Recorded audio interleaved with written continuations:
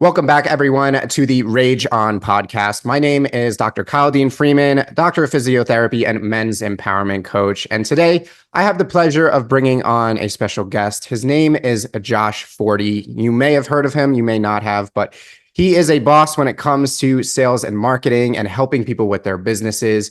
But today I want to get to know who Josh Forti really is as a man, aside from who people think he is in those realms of business, who he is, and what has led to him getting the success that he has today. Welcome, Josh. It's a pleasure to have you here today. What's up, man? Hey, thank you so much for having me on. That's a great intro. I'm excited for this conversation. It's going to be good. You're welcome, man. I think I told you before, but I followed you for about 5 years or so. And when I first came across you, I got to be honest, I was somewhat triggered by some of your divisive topics and commentary. And I was like, who does this guy think he is, honestly? But Dang, who does he yeah, think he is? and I'm just putting it all out there. But if I'm being honest, one of my values that's important to me is hearing people from different sides and hearing opinions that I disagree with, but also hearing people that are very strongly opinionated and have these strong beliefs. And so it brings me to ask you, that's something I'm curious about. What brought you to be such a strongly opinionated man and someone who really believes in what he says? Man, that's a good question. Yes, I would definitely have strong opinions, and it's funny. I've heard that statement a lot, that I've definitely triggered people, or that I've set some people off. And it's interesting. It certainly wasn't intentional. I wasn't actually trying to do it. I was very much everything that I stated online. I think a lot of people thought I was saying it for the sake of causing controversy, but in real time, in that moment, I 100% believed everything that I stated, right? Like, and so to me, I wasn't trying to be divisive. To me, it was just trying for me, going to speak my truth, or whatever that means, right? Like speaking what I believe. But I think where that stems from is, so I grew up in a small town in the middle of nowhere on a farm in Indiana. I moved there when I was 11. And so grew up in a very, for lack of a better term, religious community. And I have, I am religious now. I've gone through many phases of leaving and coming back and finding that thing. But one of the things that we studied a lot was different religious texts, in particular the Bible. And my mom would have us memorize passages of scripture. And there was passages, particularly in the New Testament, that talk about how, like, you should know why you believe and be able to defend it. You should be able to give an account for your belief systems, and really be able to, like, essentially know why you believe what you believe and be able to defend it fast, right?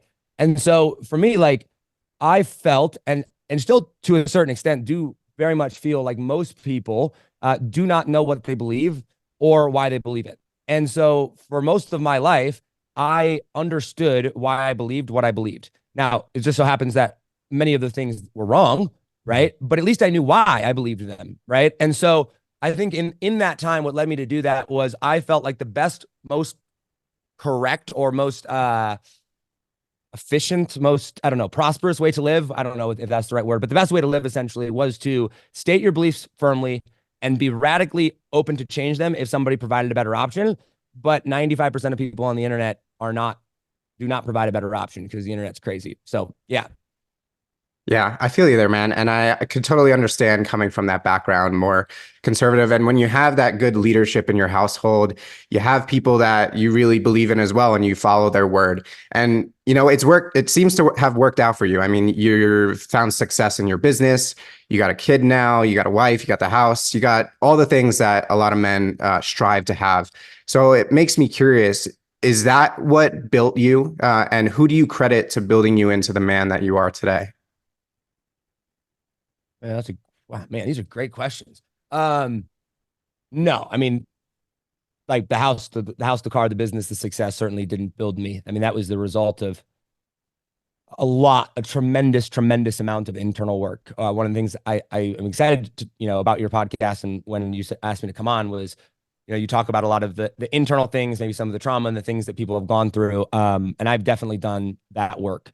I would say at a foundational level. So, little backstory: I was born in Wisconsin. At age 1, I moved to LA, and then, from age 1 to age 10, I lived in the suburbs of LA. I don't really remember a whole lot of that, but at age 11, we moved across country. We ended up on a farm in Indiana, And so I was homeschooled in the middle of nowhere with my nearest neighbor a half mile away, living on a farm, right? So like checked out from normal reality. Mhm. And in those, like on the farm, in that community, my mom and my dad were the people that they were my leaders, if you will, right? Those were the people that I would listen to. My mom was literally my school teacher and my mom, and you know what I mean? And so my mom and my dad, I have to credit immensely, immensely for work ethic Mhm. and for just like my morals, right? And I obviously don't agree with everything my parents, did or taught. I don't think any human being does. But, watching my dad and, learning how to protect your family or treat a woman or like things of that nature, watching my mom and my dad's both like incredible work ethic, watching them, everything that they taught us being based in what they believed to be true. In that case, it was the Bible, right? But like they were very principle based in that sense. And while I might disagree with things, like I understood where it came from. And so from a foundational level of just like hard work and how to treat other people, I would say my parents 100%.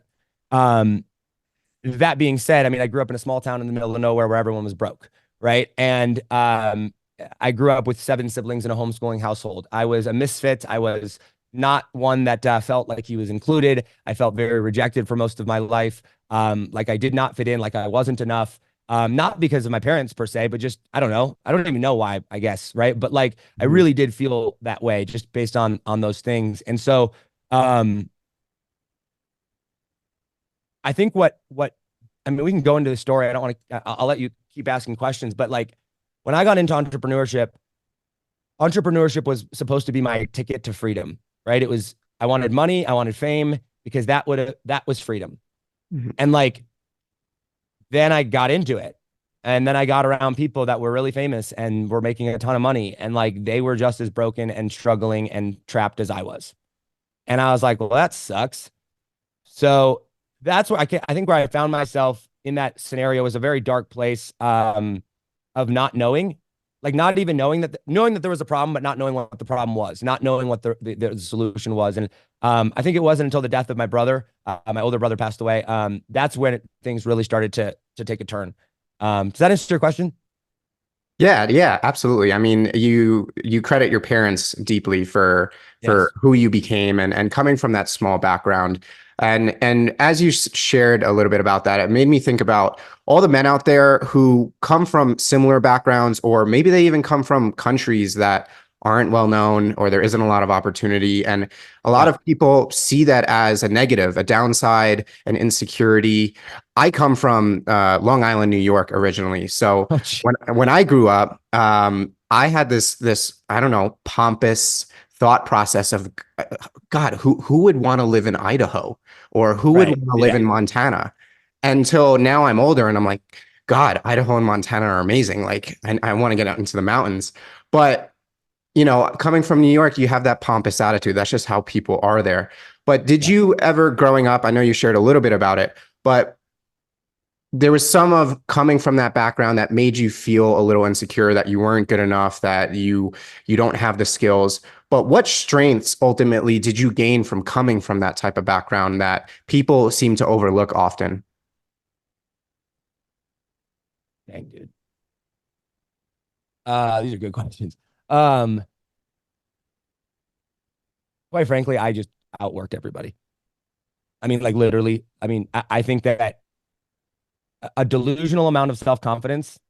Like I've said this a lot. I'm like, if you wanted to teach one skill, if I could only teach skill, one value, one principle, one thing to instill in a human being, that would be the single biggest determiner of success. It would be a delusional amount of self confidence. And I don't know where that came from. I mean, I'm a second board child, so I think maybe it's part of my personality in that sense. But I had I remember sitting in my, $500 a month apartment, laying it in bed, looking outside at my car with a duct tape window, right? Like shut, barely being able to pay the bills and being like, this sucks so bad. Um, I'm not gonna like I'm gonna get rich. Like I'm not gonna be the one that stays here, right? And I just always knew that I would figure it out. And it took forever. But when like I for 2 years of my life after I graduated high school, I was homeschooled. So I graduated high school. I left. I moved out and moved into this apartment, and I started into entrepreneurship. And then I was running out of money, and so I actually stopped living in my apartment, and I went and lived on the couch of my friend's house, who he had basically a frat house. And so every night or 5 nights a week, he would throw these massive parties. I mean, like get the cops called on you type of parties, right? Like Yeah. drugs, alcohol, all that. And I would be upstairs, locked in a bedroom, working on a webinar and working on, like things for hours and hours and hours. And then when all the party would leave at 3 a.m., I would go downstairs and fall asleep on the couch, right? And then I'd wake up and I'd do it the next day. And I would do that for like 2 years. And everyone thought I was nuts, like rightfully so, because who does that? But my delusional amount of self-confidence that I was going to figure it out and just sheer outworking every other human being that I'd ever met. I would say that skill, like, I don't have talent. I don't come from money. I don't come from connections. Like I come from nothing. Right. I think that was ultimately what got me to a point where when I did when I did have to face my demons dead in the eye, right? Like when I got to that point where my brother had passed away in a helicopter crash and my, we were overseas and my wife gets sick with an intestinal eating parasite and we're flying home and I'm like living in this basement of my girlfriend at the time, right? My wife now, but like my girlfriend's mom's house. And I like am out of money basically. And I'm like, how the frick did I get right here? Like when I got to that point and I had to like look that in the eye, the level of, well, I've always been able to figure it out and I will just outwork this thing, right? Like just paid off, right? Like, because now it was just like, okay, this is just the next battle. And that shit was the hardest stuff I've ever had to do. Like that internal stuff. Like I remember my coach that I hired to do that. When I hired her, I would say she's the other one that I would credit with a lot of my success is Katie Richardson. Like tremendous, changed my entire life internally, right? I paid her first phone call. She's like, are you ready to work? And I said, Katie, I will literally outwork any other human being you've ever met. And she goes, good, Josh, because I'm going to ask you to do the hardest work that you've ever had to do less. Right. Mhm. I'm like, what the frick? You know what I mean? Like, so just that work, that incredible work ethic, I think is probably what took me farther than anything else, and confidence. Yeah. Yeah. And I'm curious as you share that, there's a lot of men out there who have different driving factors. And when you were at those lows, right, didn't have the money, didn't have the success, worried about paying the bills. A lot of people cave in to that because they didn't have the same upbringing. They may not have had the same confidence boosters in their parents and whatnot. When you are in those places, is there also a fear that drives you? Because a lot of people, we try to push away from pain and into pleasure, but there's also a lot of fears that come up of, if this doesn't work, what are people going to think about me? What am I going to think about myself? What were the fears at the bottom of that maybe drove you, or any insecurities that you experienced? Because although there's that delusional self-confidence of I'm going to make this work, is there also a fear underneath all of that? Yeah, for sure. I think I would label it, I'll have to think about specifically fear, but I would I'd definitely start with insecurity. Um, Pre doing the immense internal work, my delusional amount of self-confidence stemmed from a massive, massive amount of insecurity that I wasn't enough. And so I think the fear of not being enough, I think the fear of not being accepted, I think the fear of being, I say being broke, but I think money was more of a representation of how I measured worth at the time, right? Um, I don't think, I know, right? Like likes on Instagram, followers on Instagram, right? And money were kind of like the metrics. And so I think the immense fear was that I wasn't going to measure up. And what's weird is like, I have a great relationship with my parents. Mhm. It hasn't always been that way, but like my parents are still married, which I am very, very aware of the immense blessing that is, like how much of a massive role that played. And like I've never thought that my parents didn't love me. I never felt like I didn't measure up to them.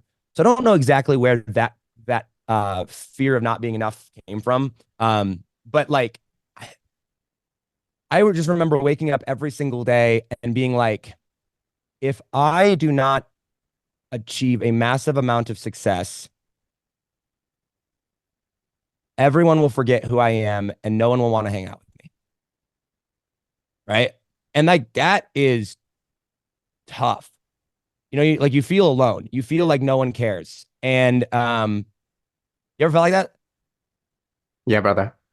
Yeah. Yeah, like, it sucks, right? And I think like when you're in that spot, it's like you're so desperate just to move. And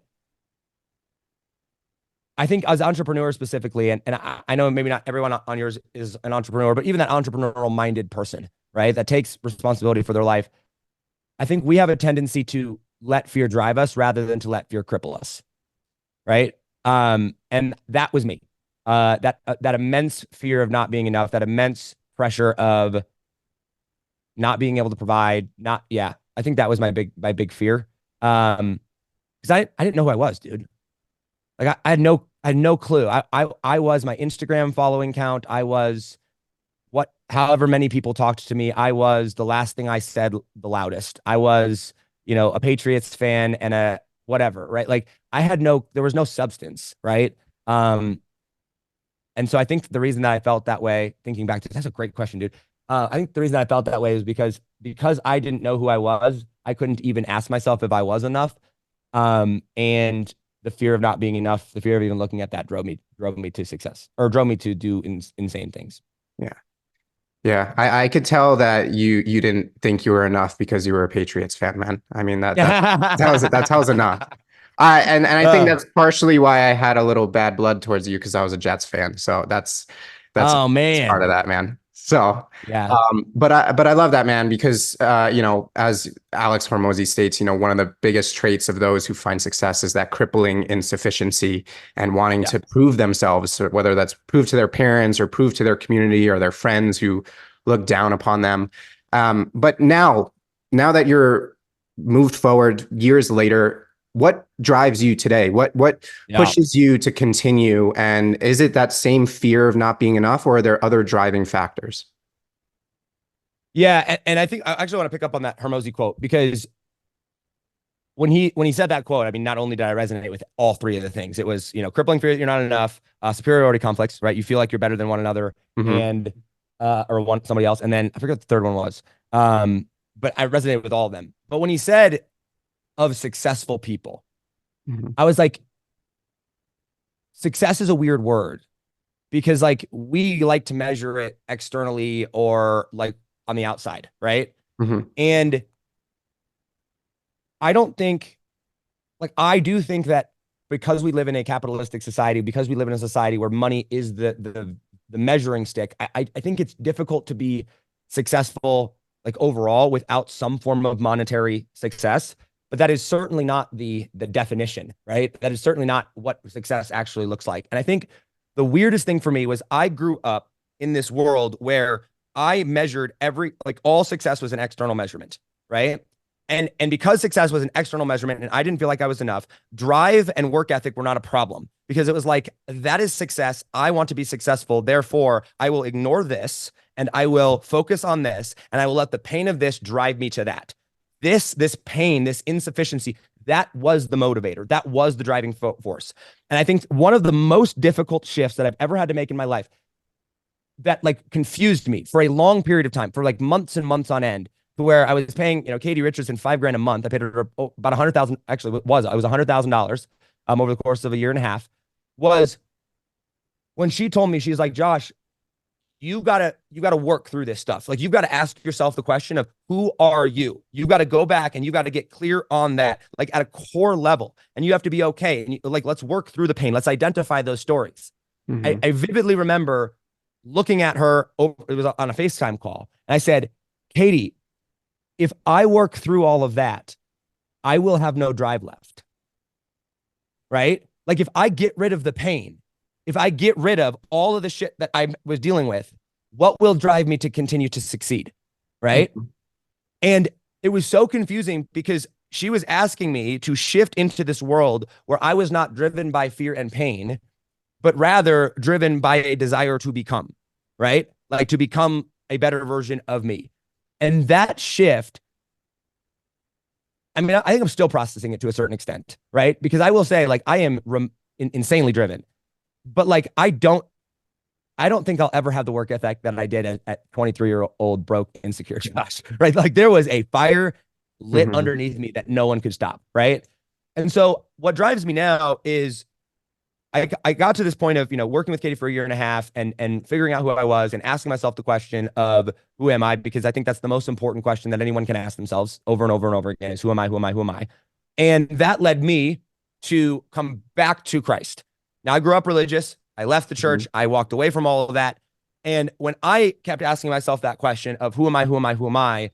For me, everything pointed back to Jesus. Right. And I recommitted my life to Christ about a year and a half ago, like all in. I believe that Jesus is king, like the king, the way. And I'm not going to force that on anyone else, but I believe that if you study it, that's what it becomes. And through that, what I found was, and this is me, right? What I found was that as I studied the Bible and as I studied what Jesus taught, and as I prayed, and as I looked at, who I was supposed to be as a man, as a husband, as a leader, as a father, as a spouse, as a brother, as a son, right? That there were principles and rules that if I wanted to become the best version in all of these areas, if I wanted to thrive in all of these areas, right? It was like these were these principles and rules. And so what drives me today is there is always, as I'm sure there is for you and anyone else listening, there is always that piece in the back of my mind that I was like, I will not go back, right? Like I will not go back to that pain because that pain sucks. Like this life without it is way better, right? But I was addicted to it for so long. And I know what that addiction was like. I know what it was like to be addicted to pain and to suffering and to like, and it was addicting. And I loved the feeling even though I hated it, right? It was like a drug. And like, there's always that little piece of me that is like, I will make sure that I'm never broke again. I will make sure that I never feel like I'm not enough again. But I would say that a majority of the day-to-day basis that drives me is I want to become the best version of me because the better I am of myself, like that version, that future version of who I get to become is so much more fun and enjoyable and like impactful and makes me feel alive every single day that I'm progressing to that. So, waking up every day and like looking at my wife and looking at my daughter and, looking at the clients that I get to work with. I mean, this, like I am very, very involved in my programs. I'm very, very involved in my business, incredibly focused, like doing those type of things where I get to have deep, meaningful relationships with people and being the person that's worthy of that. I think that's the thing that drives me now. If I could put that into a word and you can reflect on this, but everything that you shared earlier felt like the fears came from a fear of ultimately not receiving love, not receiving the affection from your successes and from people that you made it, that you were capable, that you were powerful enough, because that would lead to you being loved. And now it just, from what you just shared, it feels like love is what drives you. Love is what you want to love yourself so much that you step into the highest version. So you bring the best out of your family, your community, because if you didn't love what you did, if you didn't love your clients, the work, your family, you probably wouldn't have the drive. That's what I get. How does that reflect with you? Yeah, I think that's accurate. And I would say the one caveat or the one clarification I would say to that is, for me personally, I believe that it is a love for Jesus. I believe that God is love, and I believe in the Trinity, right? God, Jesus, Holy Spirit, 3 in 1. And so I think a love and a commitment to Jesus, and like knowing that he loves me so much and wanting to experience that love, right? And feeling like enough and wanting to share that love with others and wanting to love my wife that way and love my daughter that way and love others that way. Yeah, I think love is at the center of it all, but also not love in the sense of like, oh, everything is love, like love in the fierce, intense, immensely passionate, like caring, loving, providing love, like the safety love, the protector love, like that type of love. Yeah, I think that's accurate. Yeah. And that kind of leads into why the name of this podcast even exists. And this is something I usually ask at the end, but I'll bring it up now because it's called Rage On, because I believe rage is misconstrued. A lot of people think rage is anger, and rage and anger are not the same. Anger is normally a secondary emotion to fear, that we get angry to protect, that we get fearful of our insecurities or people validating our fears. So we get angry, right? But rage is different. Rage I see as the lioness who sees a pack of hyenas coming after her cub, and she doesn't step in the way to protect her cub out of anger. She steps in the way out of rage. But rage is secondary to love. That is the deepest form of love. That I believe love is Mm. going to war for someone or something, because that means you're putting your life on the line, your credibility on the line, whatever it might be, you're surrendering, whatever that might be. I feel that's the deepest form of love. So the question I want to ask you is, who or what do you rage for at the bottom of it? I know Jesus is part of it, but Yep. is there a cause or a person or people that you truly day in and day out that I will do whatever it frickin' takes to rage on for this cause and this feeling to bring more of it into this world? For sure. Yeah. Um, so when my daughter was born, we took her home, and she had jaundice, I think Mm-hmm. that's pronounced, where like basically she started to turn yellow, and so we had to take her back in because I don't know, the bilirubin, whatever it's called, was raising, and we go to the emergency room and take her in, and they needed to transfer us to the hospital, or to a different hospital, and like you could watch like the levels getting slowly higher, right? Mm-hmm. And I'm like, why aren't we moving? Like, what are we not doing here? And I like walked out to the nurse's station or whatever, and I was like, hey, we need to, like, what's going on? And they're like, well, this one isn't, this hospital isn't a network, or we got to call this person here, and we got to call this person in here. And I was like, well, do that. Like, let's go. Like, let's move, right? Another like 5 or 10 minutes goes by, and it's a little bit more. And after about like 45, not even 45 minutes, probably like 30 minutes of this, I remember just walking out there, and I looked at them and I was like, you need to figure this shit out right now. And I remember like looking at them and being like, if you don't, I didn't say this, but like I remember like this feeling of rage that I have never felt before. Like never. Like Jordan Peterson talks about, we're all monsters inside, right? We're all Mm-hmm. monsters, like, but the best men just figure out how to control it, right? Yeah. Like I'd experienced anger before. I'd experienced some form of rage, but not this, right? Like I just remember looking at this person, I'm being like, if you do not figure this out, I'm going to rip your throat out and shove it down your throat, and I'm going to steal that phone, and I'm going to freaking set off every single alarm until somebody figures out what the frick is going on and gets my daughter to safety, right? Because I'm like, we are right there, and like this is literally your job. And once again, obviously I didn't say that, but like that just insane fury of rage of protection. I remember calling my mom afterwards. I called my dad afterwards. I called one of my best friends afterwards, and I was like, that is something I need to process, right? Because I'd never even felt it before, and I think that was a good rage, right? Like Mm-hmm. because it was controlled, because it did not come out at Yes. someone, right?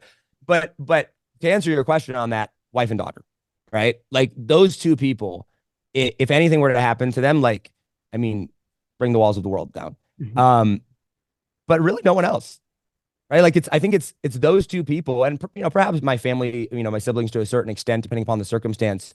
But like those two people are the people that I feel called to protect, and I am very okay with death, right? I know where I'm going afterwards. I have no problem with death, but I hate suffering. I hate suffering, right? Like I hate it. I hate injustice, and when I see people being wronged, when I see actual injustice going on, or someone suffering, like that triggers rage, like like why is that happening? And I think at the highest level, like the people that I would protect are my wife and daughter, but the cause, I think, is what you said. What's the cause that you would protect? I think we as entrepreneurs, we all have that thing. For me, it's injustice. If I see someone that is being treated unjustly, that is helpless, right? Like that does not have the ability to defend themselves, or does not have the ability to fight back or to speak, like that to me is the where rage is definitely justified.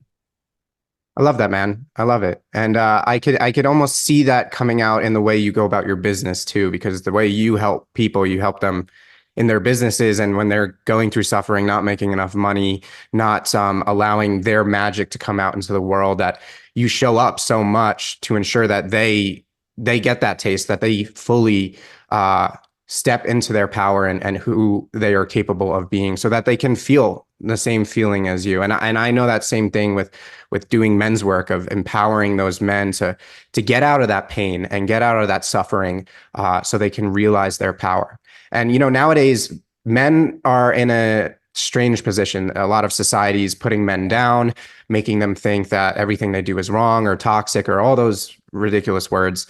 And on top of that, it's just generally getting harder between the economy. Women are doing much better in society, which is a great thing, getting careers, Yeah, being more for sure. educated, making more money. But that's put a lot more pressure on men, and it's made it a lot harder because that's one of the biggest traits. We want to be able to provide and be in our power and feel purposeful. But a lot of men, it's becoming harder and harder and harder. And I believe that plays into their feeling of, am I man enough? Am I secure in my manhood? And when you brought up the things that drove you previously, the fears of wanting to make enough money, wanting to be successful, did that play into how you felt securely in your masculinity and in your manhood? For sure. Yeah. And not just money, but what money allowed. Well, like when I started using money properly, like my wife is, keep in mind, I am very pro women, like Mm-hmm. working and in careers. My wife, when we met, she still has a career. She teaches yoga. I mean, my wife worked. She doesn't work so much anymore just because we had, the kid and she wanted to be stay Mm-hmm. at home. But like, I am very pro all of those things. Also, if my wife did not want to work a day in her life, she would never have to work a day in her life. Right. And to me, like my wife is spoiled. My wife drives the nicest cars. She flies first class. She, gets the clothes that she needs to have, like whatever she needs, right? Because like that makes me feel like a man. And I remember telling her this, and I was like, we were talking one night, and I said, babe, I hope you understand what I mean by this when I say this. Is I don't provide for you and take care of you as well as I do for you. I love you. I love you to death, but I don't do it for you. I do it because that's who I feel called to be as a man. And I would feel like a worthless piece of shit if I didn't. Right. And so I think first off, the work that you are doing, and obviously I'm sure we have our differences in certain areas, but broadly speaking, the work that you are doing to help men overcome the shit that they've gone through in their life and help them work through that, tremendously powerful. As coming from someone who has literally hired a coach and paid them $100,000 to go and do that type of work, immensely, immensely powerful and transformational. I think your work is very important. And anyone listening that is, considering working with you or just thinking if this is, oh, should I work through this or is this just something I can accept? There is nothing more life changing than figuring out who the frick you are, right? Like seriously, like as a man, I believe, to address your question of, or your comment around society with men and they have a hard role. I believe that the reason the society has gotten to where they're at today is because fathers and men failed to play the role that they need to. That said, that does not mean that the men today that are going through the shit that they're going through are responsible for that.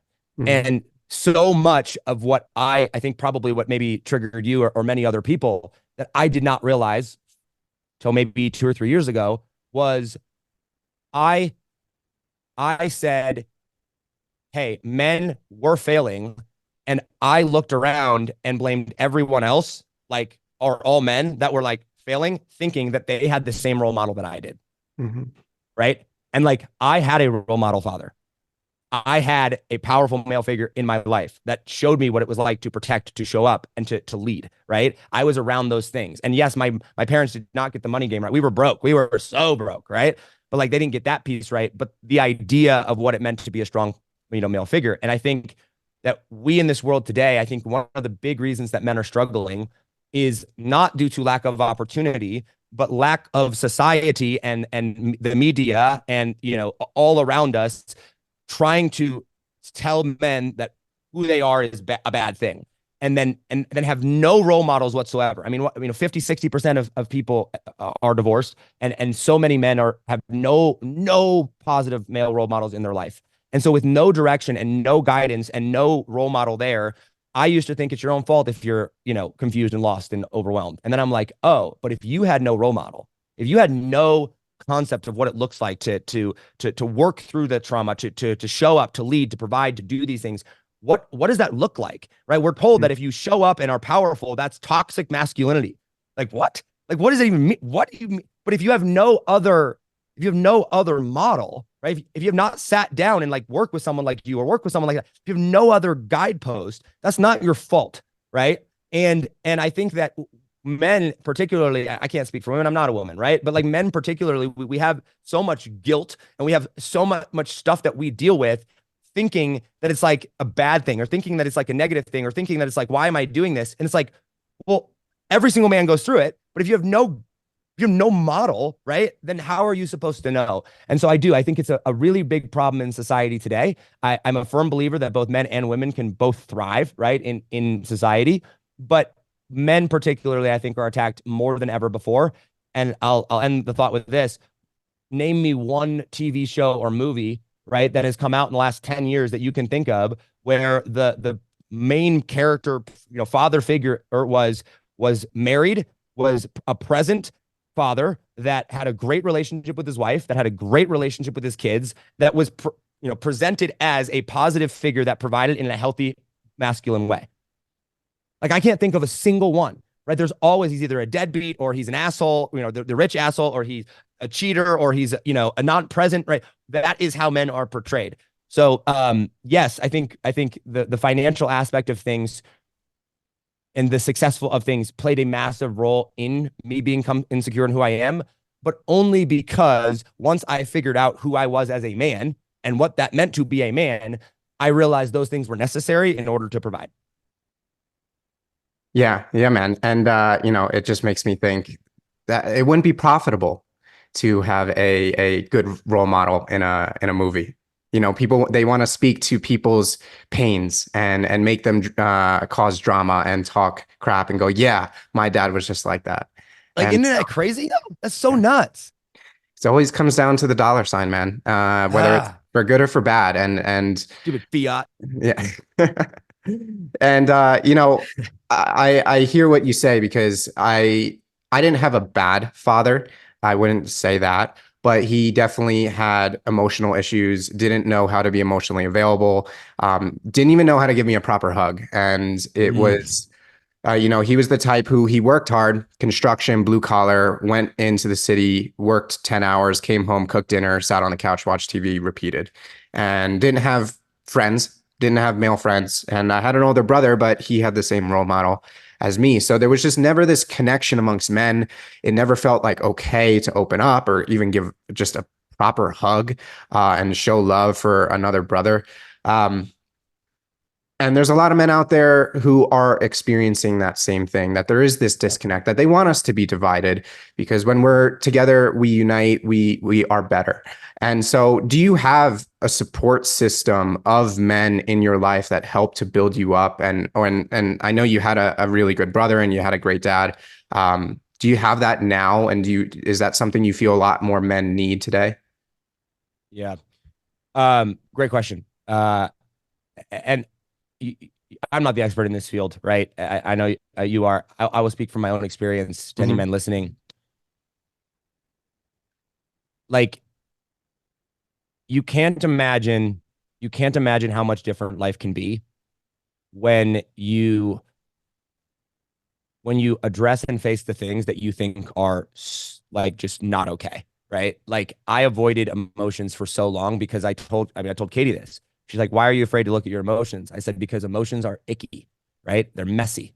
Logic, that's all I care about, because logic is firm, right? Logic, it's math. It's yes, it's no's. And I didn't even realize how much I hated myself before I went and actually processed the emotions. And when I did that, what I found was, I didn't have any friends, dude. Growing up, I didn't have any friends growing up. I didn't have any friends in my early entrepreneurship career. I had like two friends, like the guys, that I slept on his couch, and like one other person. That was it. And I didn't even live by them after I moved out, right? And I always was just like, people suck, right? They stab me in the back. It's only a matter of time before blah blah blah blah blah. They're gonna talk crap, blah blah blah blah blah. And it wasn't until I sat down and actually worked on my own shit, right, that I realized, oh, wait a second, maybe I'm the problem. Not the problem of like, oh, I'm the problem in the relationship, but maybe my inability to connect and have deep conversations and to love and to process and to embrace and to to struggle together and to maybe that was the thing that's preventing me, and it was. And to answer your question about a men's group, like, yeah, so I run a Bible study actually at my house on Wednesday nights, and there are 5 of us that meet every week. 5, 1, 2, 3, 4, 5, 6 of us, including me, right? So that meet every single week. at my house. And we've had many more men that want to come join us, but we've kept it just with us six. Mhm. And like, I remember the very first time we met, it was three of us that we sat down, and I looked at everybody. We were there on the couch, and we're in my house, and I go, listen, guys, this isn't going to be some fluffy, fake bullshit. And if that's what you're looking for, like, this isn't going to work. I don't know what it's supposed to be, but I'm like, but I've never had male friends. I've never had powerful men in my life. I've never had brothers that I can open up to, and I just like, and like trust and share everything. I don't know what that looks like, but I need it. And like, that was like the opening phrase of us meeting, right? And like, ever since then, it's grown to like, the six of us, and we meet every single week. We have a group chat and on texting, and it's called Leaders and Legends, right? Like, that's like that the six of us. I mean, we would go to war together, right? Yeah. Like, these are the brothers, and like, I can't even fathom. I don't even understand how I process and live life before that group, right? Like, I don't even understand, right? Like, when I've got issues, when I've got struggles, like, that's who I go to. And I guess beforehand, I went to the internet and published it everywhere for the whole world to see, right? You know what I mean? But like, that's like that. And so, if you don't have a support, even if it's one, right? Even if you have to pay for it, even if it's a coach, right? Like, if you don't have somebody or some group of men that you can get around, like, believe me, I am like the number one of like not feeling like I was enough. Like, I remember being like, none of them are going to accept me. We're going to start this group, and no one's going to want to be my friend, and no one's going to want to come hang out, and they're going to go start their own group without me, because that's been my whole life. Right. Yeah. But like, then it happened. And so, life changing, dude. Absolutely life changing. Yeah. And, I love how you opened up about what you shared at the beginning of the meeting, because it was a form of vulnerability for you, which I'm sure was a little scary. But also in your words, there was this sign of, I also fear vulnerability, because I don't want this to be this fluffy, emotional stuff. But through these meetings, do you feel that it's gotten more deep and more vulnerable as you've Oh found my God. safety in being around these men? Yeah. Oh my gosh. Like, the stuff that's shared in there, I mean, it's like, that's where it's shared, and it doesn't go anywhere, right? Like, it is. I think safe is a really good. I think safe is a good word, and I think that listen, like, I am. I love memes. I love political controversy. I love the things, and the whole idea of like, we need to have safe spaces for our feelings, right? Like, I make fun of those things all the time in that context. That's not what I'm referring to, right? Safe meaning people that you can trust, that they're not going to stab you in the back. Safe meaning that like, you can express the things that you need to express, to go, I don't even know why the frick I'm feeling this way. It might be a terrible, awful, horrible thing, but I'm feeling it, right? I'm experiencing it. I need to process it. It needs to be right. It needs to be a place where you're not going to be criticized, and it's not going to be shared out of context. Like, that is critically important. I mean, the Bible talks about that too, and absolutely, right. And I think that's why you need someone to go, because you can't process things by yourself. It's a very, very dark, very dark place if you try to process these things by yourself, for sure. Yeah, yeah, and safety is critical for everyone. It's so many men out there have been hurt or harmed, whether that was by their dad or role models, or just by other men, bullies in school. And so there's that wound, that like masculine wound, where people and men just can't connect, and they're fearful. They want to connect with other men, but they fear that same thing happening again, of getting judged, criticized, shamed for speaking toward their pain and their struggles. And just earlier today, I had posted an Instagram question to the men in my community and asked, what's the biggest struggle you're going through right now? And one man shared, and he said, trying to heal and get over the man who my wife cheated with, and left me for, and has children. And I was like, damn, I can't imagine what that pain is like. And I don't know all the backstory, but I'll just take it for face value that there's nothing I can say that's going to make you feel better. But I know that you need a space where you can be heard and seen for what you're experiencing and going through, because that's tough. And there's going to be people out there who do make fun of you, who did criticize, because they have their own insecurities and projections, and they want to put you down and say whatever.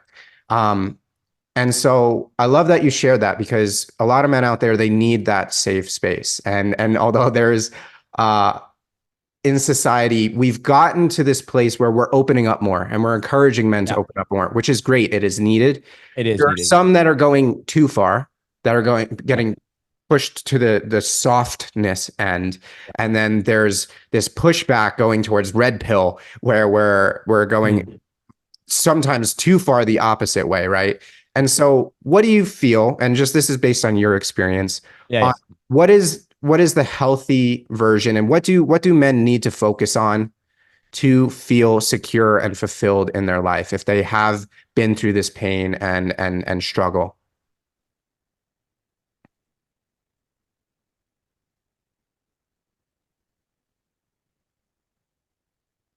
I mean, the short answer is Jesus, but that's not the answer I'm going to give because I think there's more context to that, right? With take Jesus out of the equation for a second. I think there are things put into nature. Um, I so when I got started in the Instagram space and the online space, right? I mean, I come from nothing on a farm in the middle of nowhere, right? When I started to build a following online, I truly firmly believed that the best thing, that the most authentic way to live, if you will, was to be the exact same person online and offline, was to be the exact same person in every single area of my life. That is what it was. And let me tell you, the person that showed up online, Josh, and the person that is needed to have a great relationship with my wife are two very different people. And the longer that I tried to maintain one cohesive image, one cohesive way of living in all walks of life, the harder that or the more I struggled. Now, that doesn't mean I changed who I was, right? But what I realized was that first and foremost, I had to know who I was on a values level. And then from a values level, once I understood that, the wisdom in me, the knowledge in me showed up different ways depending upon the situation. If I was online, I'm going to be much more charismatic. If I am with my wife, I'm going to be this way. If I'm at church, I'm going to be this way. I don't change as a human being, but the way that I show up does. Does that make sense with me so far? Yep. Okay. I think that very similarly, when we talk about safe spaces or creating a safe environment, and then also being someone who is a powerful man, a leader, a provider, things of that nature. I think that both of those things can be true simultaneously, and that there are times to be in safety, and that there are times to go out and be powerful, right? And I think that we as men have a responsibility to first understand who we are, and oftentimes that takes help. I it blows my mind that people don't have coaches, right? I'm like, that's a thing. Oh, you go through life without a coach? Like what? I have coaches in every single area of my life. I have coaches in my health, in my relationships, in my money, in my business, in like everything, right? Get coaches. They change your life, all right? But once we can answer that question, then it's up to us to figure out with intentionality, where do I get to go and process my emotions and feelings, and where do I need to show up and put on the not the face, but like for lack of a better term, like show up and be like, no, this is who I need to be in this moment. I don't have time to go process my emotions and deal with those things because now's not the time. And so I think the correct balance between those two is to understand and identify that first and foremost, there are differences. There are times to be and times not to be. And then secondly, on a broader scale, there are seasons. So like when I was going through the death of my brother and my wife being sick and in the basement, not knowing, living in the basement, not knowing who I was, that was a season of I needed to disappear from the internet and I needed to become invisible and I needed to figure my shit out. That was the time where I needed safety and I needed to pull away. And so, 60 or 70% of my life was offline now, whereas before 90% of it was on. But then once I started to figure that out, then it was like, okay, now we can go back to 50-50 and then 30-70 and 80-20, right? And now like much more of it's here, but I still have those safe spaces. I still have those safe times, right? And so I think that as a general rule, figuring out the balance based on your situation of when do you need to be safe? When do you need to put on, like, stand up, be the man, and not let the emotions, not let what you're going through be portrayed to the outside, is incredibly, incredibly powerful. I love that, man. And it brings up for me, as you share that, this idea of surrender. And I know you've surrendered in your faith. Yes. But there's a lot of men out there who they want to be accepted, they want to be loved, and they've been harmed, and so they keep on this mask, right? They keep on these masks to avoid people knowing their truth and their insecurities and whatnot, because they just want to receive love. And so they try and control the narratives in their life, which ultimately becomes difficult for everyone because we can't control everything. There's only so many things we can. When did you recognize that you had to surrender around these emotions and these things that you fully didn't understand yet, and finally let go? And what gave you the push to finally go there? Because there's so many men who are so white knuckling life and so goddamn scared to surrender and let go. Yeah, it's a great question. Um, you don't know what you don't know. You never sold high ticket before and you don't even know that's a thing. Like, and I go, if you've never, if selling something for $10,000, you've never even heard that that's a thing. And then the very first time you hear it, I'm like, go sell something for 10 grand. Like, you're gonna be like, what do you even, how? Like, I don't even, that's not possible. Right. Uh, I think the same thing was true with me. I think it happened twofold. I think, I know that when I started working with Katie, keeping in mind I'm coming from, I don't know what your listeners are going through. I don't know who are listening. I don't know what you're going through, but I was going through some shit, right? Like I was going through some pain. I was going through some suffering. I was going through some time when I did not know who I was and I did not see a way out. And yes, I had delusional self-confidence in me and knowing that I would figure it out eventually, but there wasn't a path. And when I hired Katie, Katie for the first time told me, you need to surrender. Like you actually need to let go. You need to be okay with not controlling the image. You need to be okay with just being okay. Right. And I remember conceptually hearing her and being like, I have never heard someone tell me that before, but I don't know what that means. And so I think for the first time in my life, someone had given me permission, or not even permission, someone had made me aware that that was a thing. Right. And it's not like I was instantaneously just able to let go, right? Not instantaneously able to surrender, because like oftentimes, sometimes it's like, I'm so afraid. Sometimes I think the fear is like, I actually don't know what the frick you mean, right? Like I actually didn't know what that meant. Was I afraid? Absolutely. But like, if you were to tell me just do it, even if I wasn't afraid, I wouldn't have even known what was like. I didn't even know how to do it, but I was aware that it was possible now for the first time. Mm-hmm. And then over the course of the next, year and a half or so, actually studying that, actually working with Katie and figuring out what that looked like allowed me to inevitably go and eventually let go. And when I actually did it, I mean, not everyone's going to relate to this, but it was when I recommitted my life to Christ. Like you can go check my pinned Facebook profile. Like I will never forget the day. It was a vivid. It was between the week of Christmas and New Year's. And I just remember being there, sobbing, bawling my eyes out and feeling like just this deep, immense knowing. But Christ was like, listen, I need you to give me everything, all of it. I had $1 million business at the time, $1 million, like 80% profit margin. We were crushing, right? He was like, I need you to give me your life. I need you to give you your relationships. I need you to give me your business. I need you to give me your money. I need all of it, right? And like in that moment, dude, if that was the first time I would have heard it, no way. But because I knew what it was talking about, like in that moment, I just knew. It was like, here it is, all of it. It's yours, right? And in that moment of surrender, I have never felt so immensely free, like weight lifted off of my shoulder in my entire life. And the paradoxical thing is, I want freedom more than anything else. I want freedom more than power, right? Like I love power, but I like freedom more. Like, do not tell me what to do. Do not tell me when to do it. Do not tell me how to do it. Nobody can tell me what to do. That's why I didn't like masks. I wasn't against masks. I wasn't against the vaccine. Don't tell me how to do it. Nothing. Don't tell me, right? Like I wanted that more than anything else. Yet I never found any freedom that ever came remotely close to the day when I surrendered, right? And like that was the moment. And ever since then, that's when I told you that shift of going from driven by fear and pain to driven by becoming the best version of me who I've been called to be. That's when that shift happened.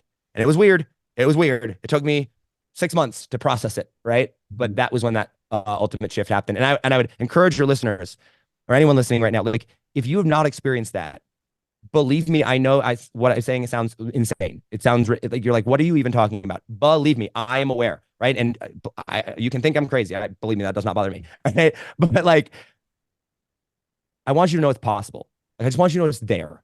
And just like, as someone who has probably been very close to, I mean, I've been through some shit, right? Like very close to where you've been. There is a reality where you can escape that and experience freedom.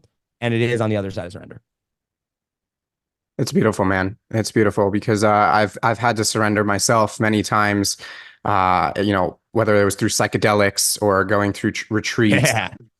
The most recently, and I'll just keep it brief, but most recently I finally did ayahuasca a couple months back. And that was that if you're going to do a psychedelic, that is the deepest Yeah. possible Was it journey you awesome? can go on. Um, Maybe awesome isn't the right word. Was it yeah, powerful? it was powerful. Let's say that. It was terrifying too. See, the thing with psychedelics with me is that about 10 or so years ago, I was in a band, I played drums, and that was like my friend group. And unfortunately, one of my buddies in the band went to a music festival called Bonnaroo. He Mm. asked for a drink of water from someone, and there was something in it. No. We don't know what it was. And over the course of the next month, he was experiencing these schizophrenic episodes, nothing he'd ever gone through. And a month later, he ended his life in his own home. And so after that, I was deathly afraid of psychedelics because I was like, I never want that to happen to me. Like, I don't know what he took. And it took a while in educating myself to get to the place now of now I went through mushrooms and all the things. And now I took ayahuasca. And that was like deeply terrifying to go Yeah. do. But when you're taking that medicine, you have to just say, you know what? I trust in the process. I trust in the medicine, and I believe it will show me and keep me safe. And I went through that. And when I tell you that it led to me being naked, it led to me crapping all over the bathroom floor, and just being in the ultimate form of vulnerability. Just, I can't even take care of myself. I can Yeah. barely Yeah. stand up and I can't even wipe myself. And then Yeah. it led to me being on the floor and going through this terrifying experience for like 2 hours, in which I came out not sure of where reality even was. Am I even back here? Because that was the thing. I was like, am I going to become one of those individuals on the streets of San Francisco screaming at the sky because I took this medication and lost my mind? And through that, I have now, I wouldn't say I have the same connection as you, but I've found more connection with spirit. And I've been praying a lot more and just trusting in this process. And Yeah. it's led to me letting go of a lot, money and different relationships and different things. And so I just share that for you, but also for the men out there who listen. We fear what we don't know. Ignorance is what leads to fear. When I went to the Middle East and Egypt, my mom thought I was going to die because we grew up in New York and went through 9/11, and it was a very legitimate fear. And now Yeah. 2 years ago, she went to Egypt and she lived and she enjoyed it. Cultural issues. But Yeah. Yeah. so it brings me to my last question, and then we'll go through some rapid fire questions. But Yeah. Sure. something I admire about you is that you do speak your truth. And it pisses people off sometimes. It is divisive, but there's a lot of good that comes from that, and there's a lot of admiration that comes from that. That even if I disagree with you, that you have the balls per se and the courage to say this is who I am, this is what I believe, and even if I find out a couple years from now that I'm wrong, well, I'll eat that and I'll come back to that. But there's a lot of men out there who are so deathly afraid of speaking their truth because of how they've been harmed. Can you speak to what has been the benefit of being your vulnerable, authentic, most truthful self? Yeah. I mean, to any man that's listening out there, like, don't you want to be free? Like, don't you want to be free? Like, don't you want to stop hiding? Don't you want to stop pleasing every other person and worrying about what every single other human being thinks of you? Like, don't you want to just be able to process who you are and put it out there and just know what you're dealing with? Because that's what it does. It's freedom. And the one caveat, or the one thing that I always like to clarify on, because I am very aware that I'm controversial, my opinions and things or whatever. I I am not trying to divide people. Like, I'm not trying to be divisive. I am not even trying to be controversial, right? I mean, sure, certain times I word things a certain way where I know it might, come across a little bit more controversial and things of that nature.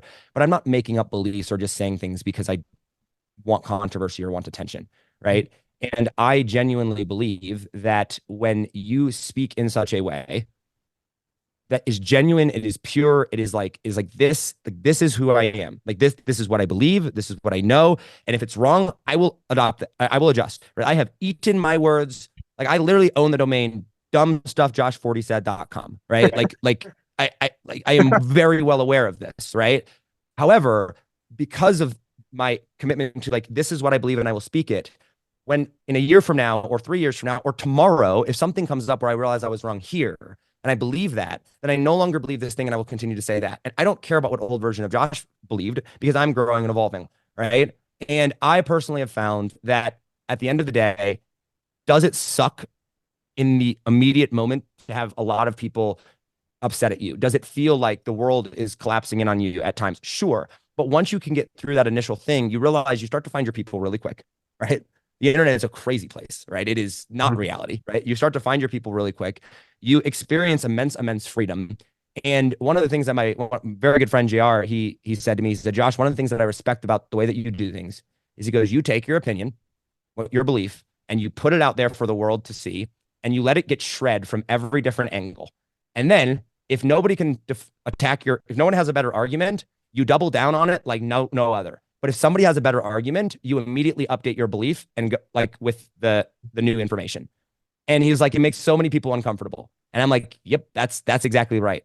And so if you're afraid to speak, I mean, for lack of a better term, I mean, like speak your truth or it's just speaking what you believe, I would ask, is living in constant fear and living in constant self-doubt, and I don't know if it's self-hatred or if it's just, insecurity, like is living in that better than a couple of random people hating you, than maybe one or two friends that you think are friends not being your friends anymore and they weren't your real friends in the first place? Like, is it really worth that?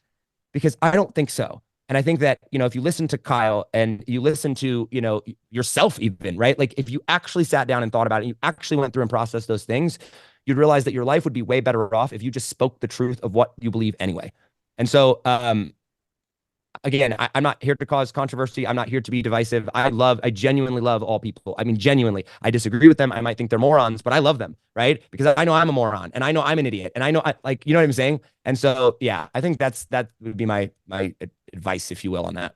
Yeah, it's beautiful advice. And I feel like the summary of that is you are someone who seeks the truth and does not seek to be right. And that is the biggest issue in society right now, is that a lot of people seek to be right, to satisfy their ego, to satisfy their moral high standing in society. That's I'm right, you're wrong, and let me cancel your ass. And so Yeah. listen to Josh in that, put those opinions out there, because you're not going to know what the truth is unless you have the bravery and the courage to put it out there and let it be questioned so that you can get closer to the truth, whether that's your own truth or the truth about the world. So, Josh, I love that. I'm going to just finish off with a couple rapid fire questions, and then we'll finish up. So what's one non-negotiable activity you do daily to keep you at your best?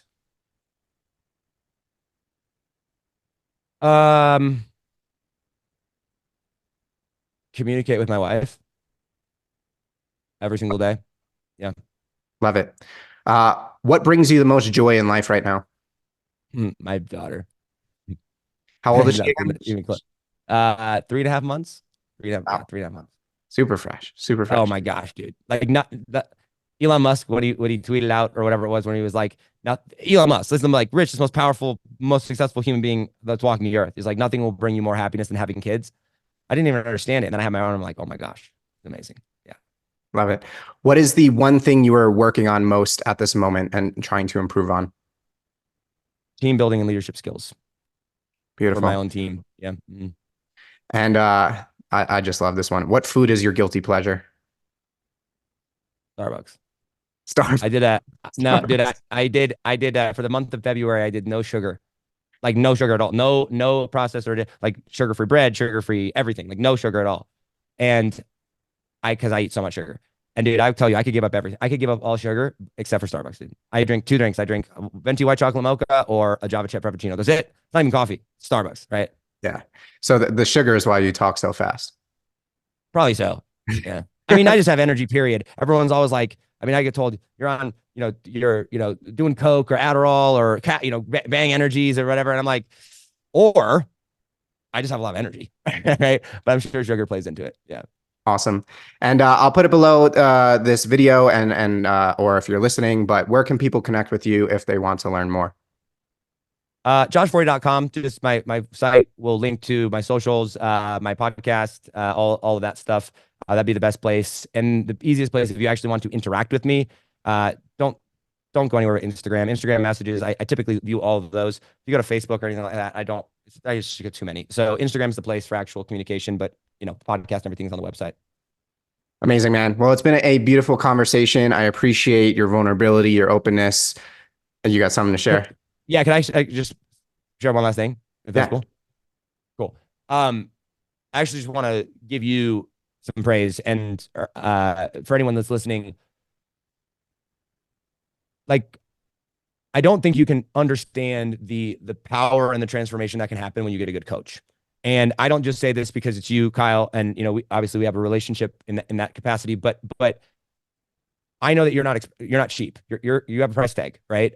But for anyone listening, like where you put your money, where you put your attention. It's how we vote, right, in today's society of what matters and what's important. And I know for me, like everything that I've learned in business is probably available for free on YouTube, right? Yet I've spent over $400,000 in business coaching, right? And I've gotten results faster than almost anyone in my immediate friend circle, right? Because that's where I valued things. And so, Kyle, like what you're doing immensely important. And if anyone is going through something and they're listening and they're like, I don't know, maybe I should talk to Kyle, or maybe I should follow this process, or maybe I should learn about it. I don't know. Like I commend you for your commitment to this, because I have gotten to know you a little bit, and I've got to see like your passion with this and how much you're committed to this and how much you are actually wanting to go and create a place and committing to results and things of that nature. And so I want to give you immense props because you're someone that I definitely respect in the work that you do. And I appreciate your commitment to that. And anyone that's listening, talk to them if you're considering it, for sure. So thank you so much for having me on. I really appreciate the time. It was a great conversation. And we'll have to do it again soon.